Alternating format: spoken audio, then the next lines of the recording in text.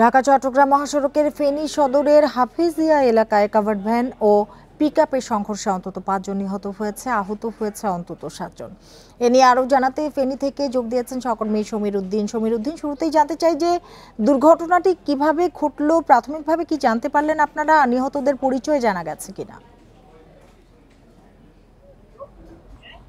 সন্ধ্যা 7:30টার দিকে ঢাকা চট্টগ্রাম মহাসড়কের হাফেজিয়া নামক স্থানে একটি পিকআপ এবং কাভার্ড ভ্যানের সংঘর্ষে ঘটনাস্থলেই ৫ জন নিহত হয়েছে এবং আহত আরো গুরুতর অবস্থায় ৭ জনকে ফেনী সদর হাসপাতালে নেওয়া হয়েছে। তবে আহত যারা আছে তাদের অবস্থা আশঙ্কাজনক, সেখানে নিহতের সংখ্যা বাড়তে পারে বলে আমাদেরকে এখানকার স্থানীয় যারা আছে তারা জানিয়েছে। তারা বলেছে একটি নির্মাণ শ্রমিক বাহী একটি পিকআপ ফেনীর উদ্দেশ্যে যাচ্ছিল ঢাকা চট্টগ্রাম মহাসড়কের। তাৎক্ষণিকভাবে হাফেজিয়া নামক স্থানে যদি আসে, পিছন থেকে আরেকটি কাভার্ড ভ্যান এসে ওই নির্মাণ শ্রমিক বহনকারী পিকআপটিকে ধাক্কা দিলে ঘটনাস্থলে নির্মাণের যে সমস্ত সামগ্রী ছিল সেই সামগ্রীর নিচে তাৎক্ষণিকভাবে সেই গাড়িতে থাকা নির্মাণ শ্রমিকেরা চাপা পড়ে এবং তারা ছিটকে যখন রাস্তার উপরে আসে, বিপরীত থেকে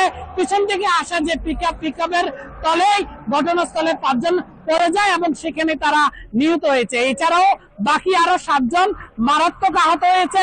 এদের মধ্যে ৫ জনের অবস্থা আশঙ্কাজনক ছিল।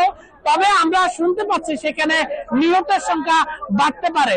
তবে স্থানীয়রা এখানে এসে তাৎক্ষণিকভাবে নিহতদের উদ্ধার করে, আহতদের উদ্ধার করে ফেনী সদর হাসপাতালে প্রেরণ করেছে। তো আমরা এখানে এসে যেটা দেখছি, ফেনী বোগদাদিয়া তদন্ত কেন্দ্রের কর্মকর্তা মিজানুর রহমান তিনি ঘটনাস্থলে এসেছেন, হাইওয়ে পুলিশের টিম এসছেন এবং গ্রামের সদস্যরাও এসেছেন। এসে তারা তাৎক্ষণিকভাবে যে যান চলাচলের যে প্রক্রিয়া সেটি তারা নির্বিঘ্ন করেছেন। যান চলাচল স্বাভাবিক রয়েছে, তবে যান চলাচল সেটি ধীরগতিভাবে চলছে। তো এখন যে ঘটনাস্থল যেখানে আহত হয়েছে সেখানে এখন উৎসুক জনতার ভিড় দেখা যাচ্ছে। এটাই ছিল আমার কাছে ঢাকা চট্টগ্রাম মহাসড়কে ঘটনাস্থলে রোড অ্যাক্সিডেন্টে নিহত হওয়ার সর্বশেষ তথ্য।